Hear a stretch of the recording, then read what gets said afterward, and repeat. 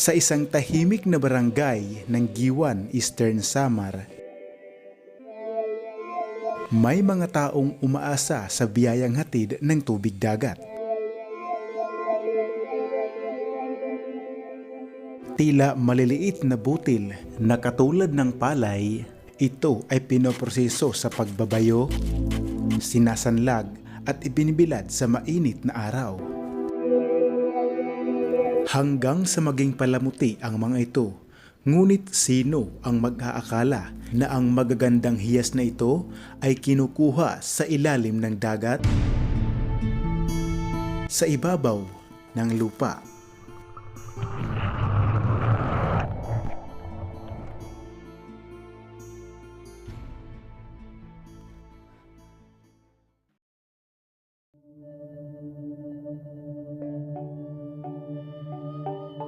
Sa Barangay Barbo, sakop ng Giwan, Eastern Samar, nakilala ko si Mang Pedro.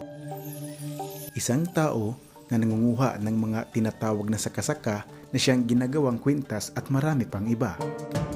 Sa isang tahimik na hapon, sumama ko sa kanya sa dagat para masilayan kung paano kinukuha ang tinatawag nilang sakasaka.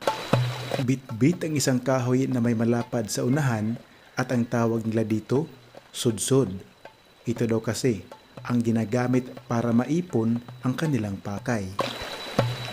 Mula sa kanilang tahanan, matatanaw ang dagat kung saan doon ang aming pakay. Dahil low tide sa hapon na ito, sinamantala ni Mang Pedro ang oras kung saan makakakuha siya ng tinatawag na sakasaka. Gamit ang planggana, itinatali ito sa kanyang katawan at palutang-lutang lamang sa ibabaw ng dagat.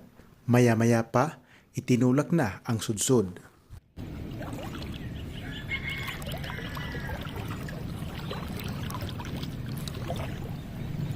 Sa parte ng dagat kung saan naroon ang maraming parang damo, doon ay kumakapit ang kanilang pakay.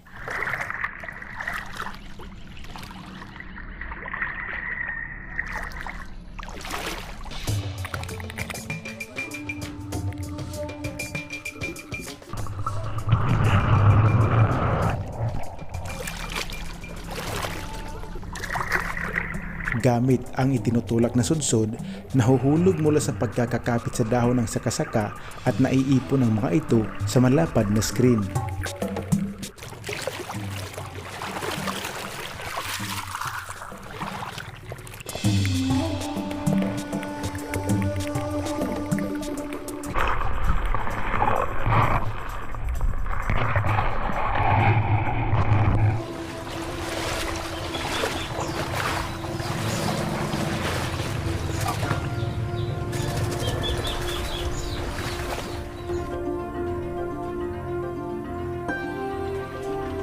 Kinabukasan ay naipon na ni Mang Pedro ang kanyang nakuha, ngunit hindi lahat ng mga ito ay mapapakinabangan dahil pinipili nila ang kanilang gagamitin sa paggagawa ng kwintas.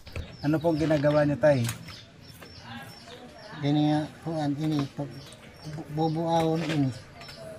Bubuawon. Oo, tapos para Ang salitang bubuawon ay nagmula sa lokal na dayalekto. Ang ibig sabihin, papatayin o papabulukin ang laman loob ng seashells kung tawagin ay sakasaka at pagkatapos ng mahigit isang linggo, huhugasan ito at susunod na ang iba't ibang proseso. Ngunit hindi lahat ng kanilang nakukuha ay napapakinabangan. Pinipili lamang ang tinatawag nilang sakasaka at ang mga umang hindi kasali at ang maliliit na sakasaka ay ibabalik sa dagat. Ito yung tinatawag na sudsod. oo. Kasi ito na kuan niya natatakuha. Kaya nung sudsod ang ngaran? Kuan, kasi ito kuat niya, kuan ngaran. Dito sa harap, may bakal na pa-curve, parang ganon. Para makuha yung mga, anong tawag natin eh? Sakasaka. Mga saka-saka sa mga, parang halaman sa dagat. Kasunod, pag nakuha na yung ano eh, saka-saka, kailangan pabulukin yung laman. Saan tayo? Dito. Ay, nakuha.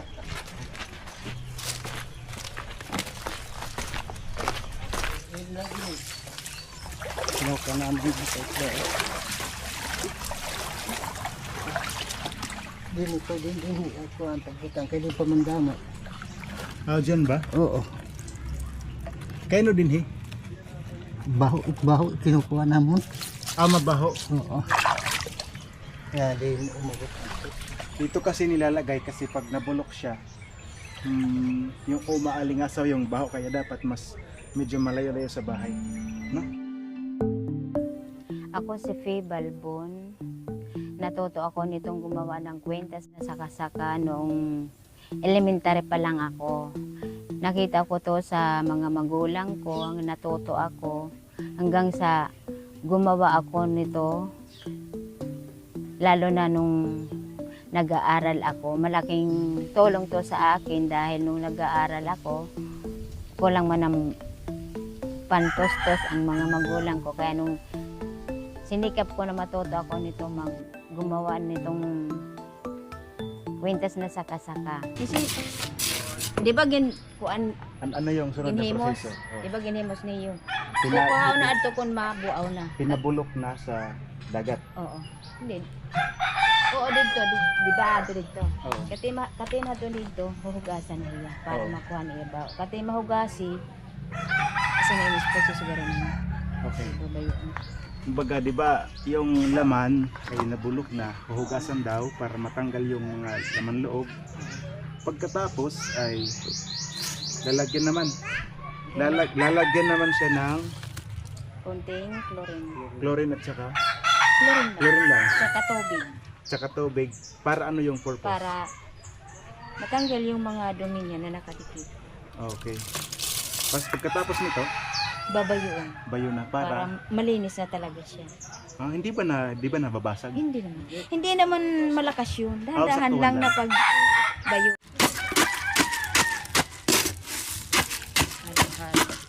Sa pangunguha nitong saka-saka, ang umpisa nito, ang pagsudsod. Ang pagsudsod, pwede sa araw, pwede sa gabi. Pero mas maganda sa gabi dahil maraming nakukuha na saka-saka. Pagkatapos mabulok, may kunting amoy pa na naiiwan sa kanilang katawan at ibababad naman ang mga ito sa sabon at chlorine. Mga 24 hours ang pagbabad ng saka-saka. Pagkatapos niyan, babayuon. Pagkatapos bayuhin, hugasan uli tapos ibibilad na para siya matuyo. Pag natuyo na siya, saka na yan sasanglagon.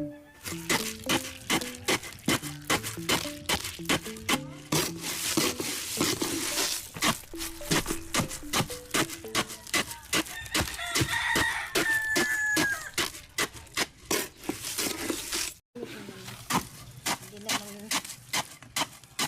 kailangan matuyo.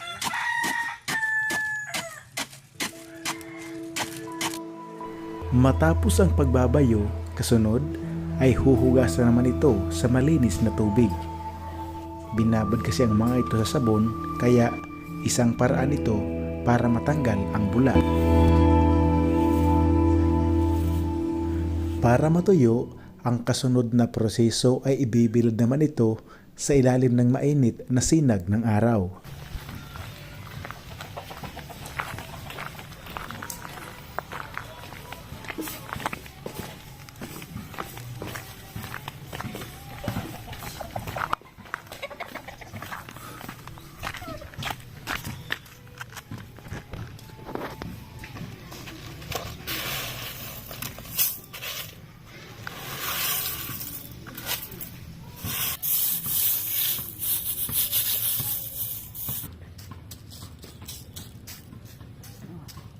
Ayos.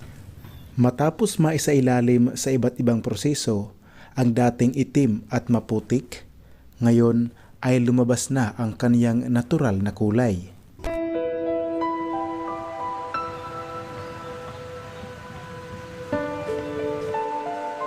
Pagkatapos ibilad, sanlag naman ang kasunod na proseso.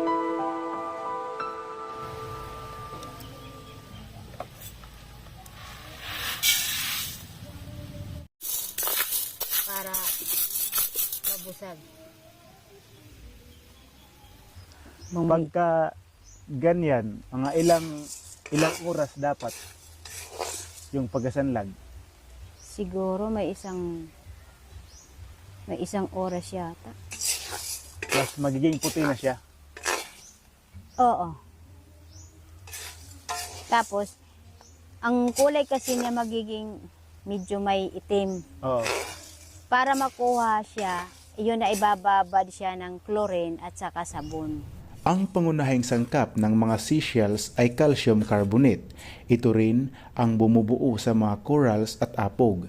Kapag inilantad sa matinding init tulad ng apoy, ang calcium carbonate ay sumasailalim sa isang proseso na tinatawag na calcination o thermal decomposition. Bukod pa rito, ang init ay sumusunog din o nag-aalis ng anumang organikong bagay tulad ng protina o mga pigment na nagbibigay kulay sa seashells.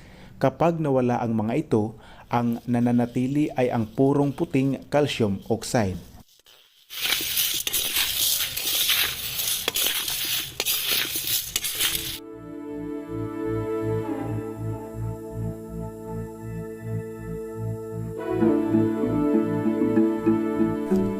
Pagkatapos isanlag o idaan sa mainit na apoy, kasunod na proseso ay huhugasan naman ito at muling lalagyan ng chlorine at powder na sabon para mas lumabas pa ang pagiging puti at tumingkad pa ang kanyang kulay. Ang chlorine solution o bleach ay isang malakas na oxidizing agent.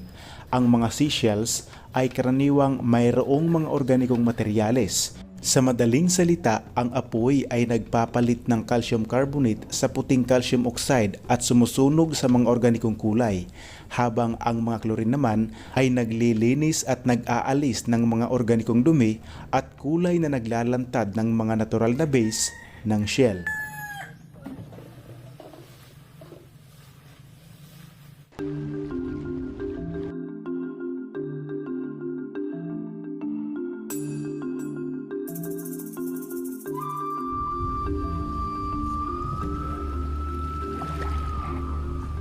Mula sa ilalim ng dagat,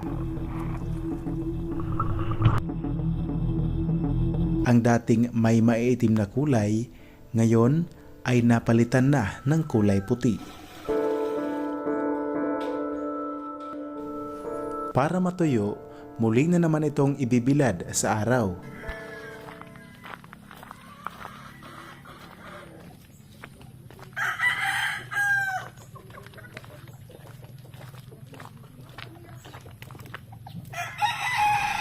Dahil sa apoy at chlorine ay naging puti na ang bagay na ito.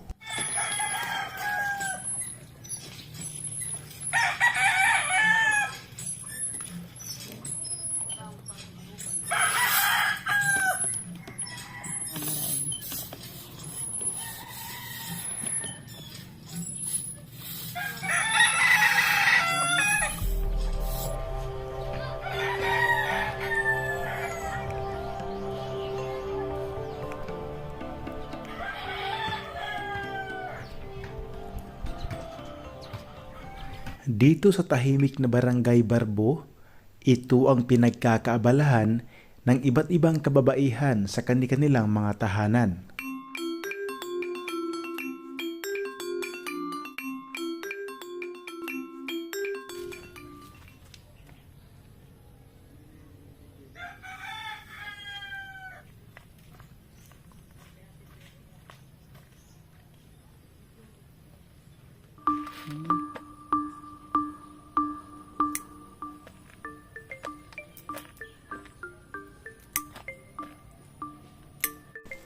Para magkaroon ng butas, pinuputol nila ang buntot ng sakasaka.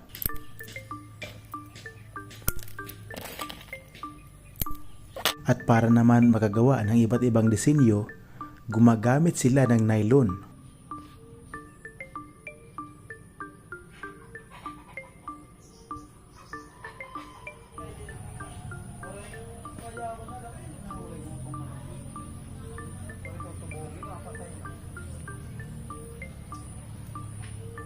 Ang presyo naman ng loto, 100. Tapos, ang presyo naman ng hilaw, 65. Paano yung kung mayroon ka ng tinuro, pinupuntahan ka na lang ng bibili.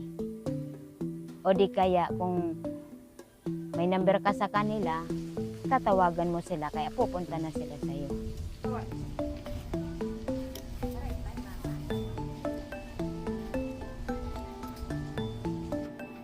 Para ma-maintain na may saka-saka, ang mga nagsusudsud nagdadarahin ag-ag. Para doon pa lang sa dagat, inaag-agan para yung maliliit naiwan doon, hindi na nadadala dito sa hubas. Kung baga yung malalaki lang talaga yung Oo. dapat kunin para mas Oo. mapakinabangan. Iyon ang nadadala nila, yung malalaki dahil inaag-agan nila doon. Tapos yung malaliit para sa next generation Oo. na yun. Oo. Saka madali yan lumaki pag nasa dagat lang sila.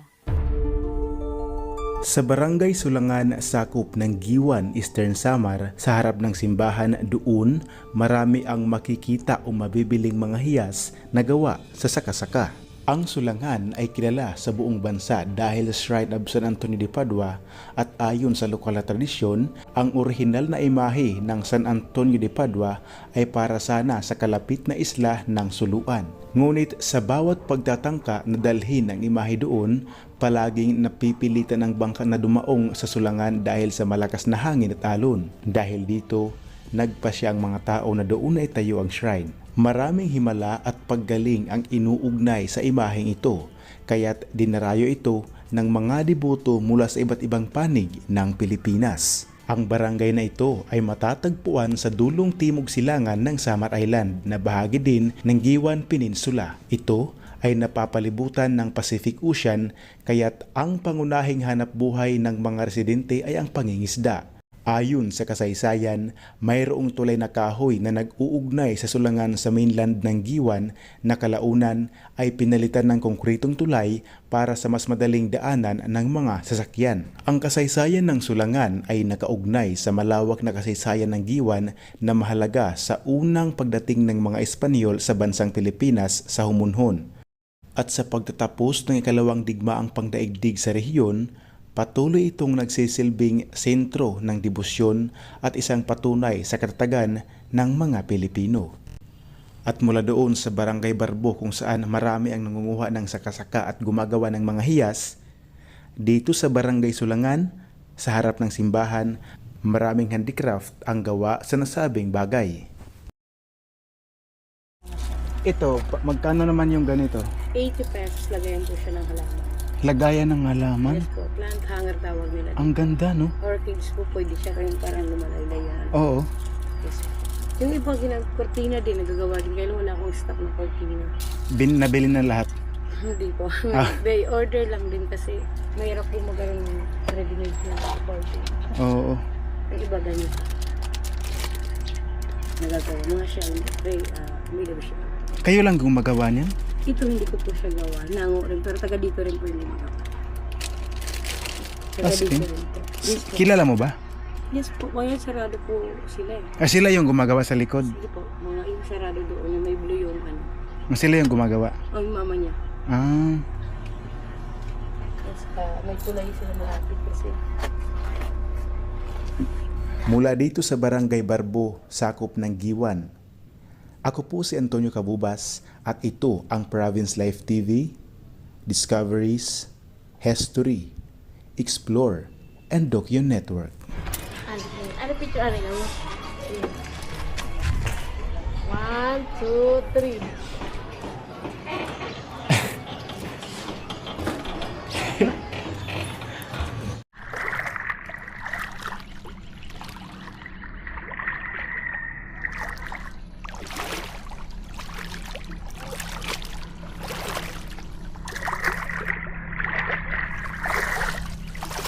Tapos, tadi ito kasi yung ano to? Ito yung tinatawag na sudsod.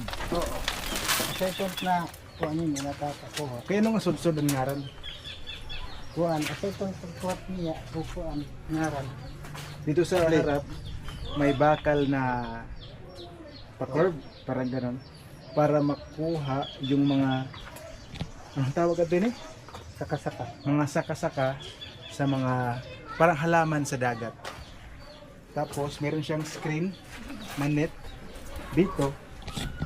Meron siyang net dito para hindi makalusot yung mga saka-saka. Yung saktuan lang, baga ma-string sila. Kasunod, pag nakuha na yung saka-saka, kailangan pabulukin yung laman. Saan tayo?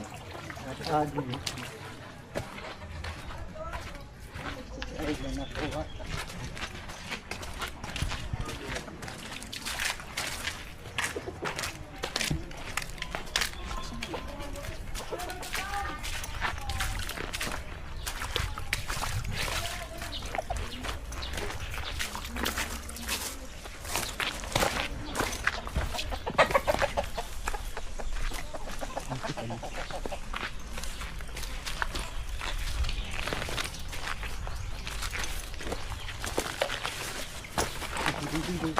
Harayo. Diri ada leda.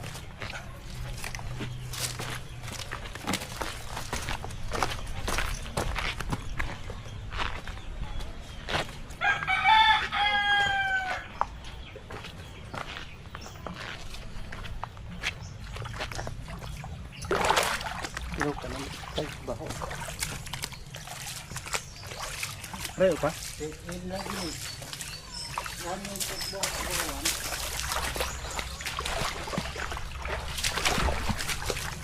Ano ka namin kay baho.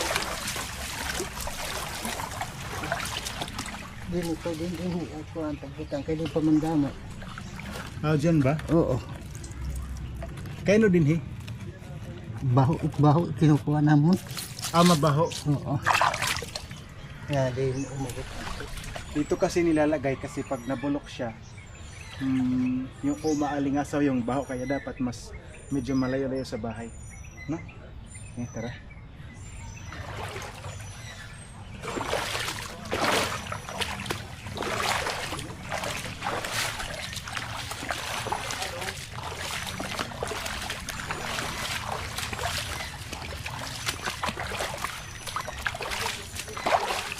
Dito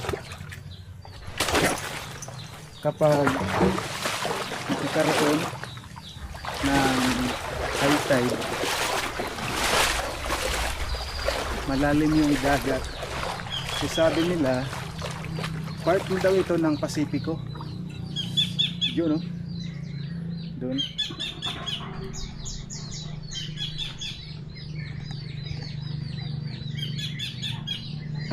Katunggan.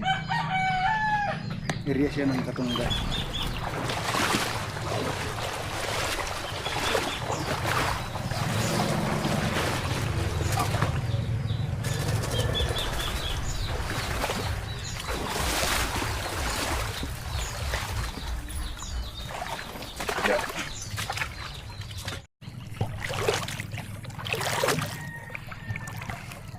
Ano yan? Mag-una ako, mag-una.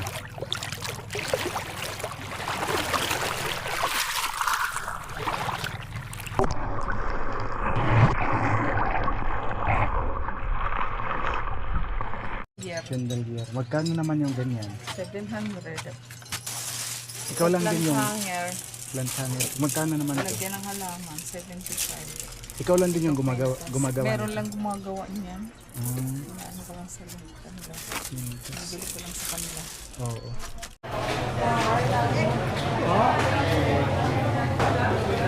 Bunuhanan nito. Ha? Bunuhanan ng 200. Adi. Mapira ka buko sa los ka kilo. Depende. Kadang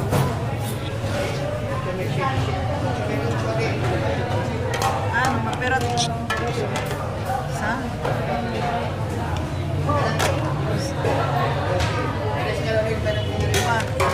Wala na mga bihod, ano? Ano? Napolo. Hello? Diri may gawa ko una sa lakas ako. Pwede ito nga latte ito. Uli ka lang. Huwag daw pagkakita. Yan na ang oras kasi sa paa. Damo nga yan. Okay. Ito na ito pwede na. Pwede na. 75. Kaya, kaya. Kaya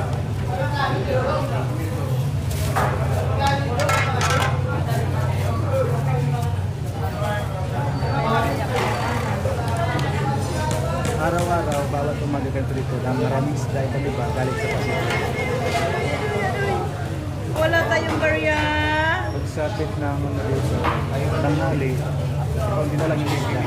Kasi nag-isiluya na sila. Meron dito,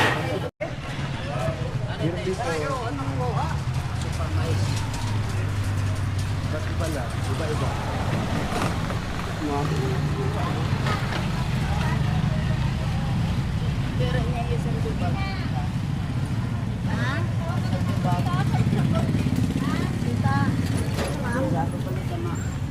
Di mais. Magkano po yung mais? 30 po. 30? Sa?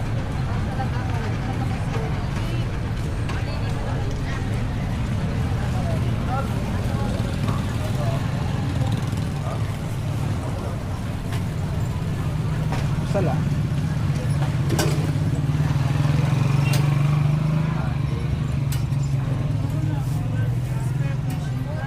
Ha? Diri camera ini. Oh, diri ito magkakawin ngayon.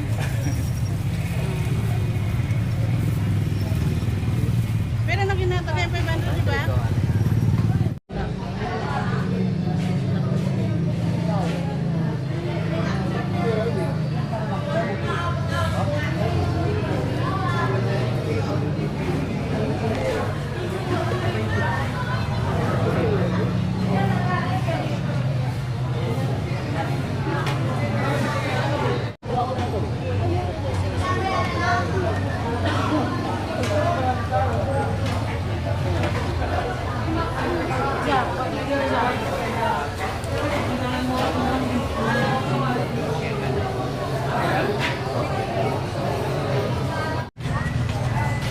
Nakuha ka bote, ano?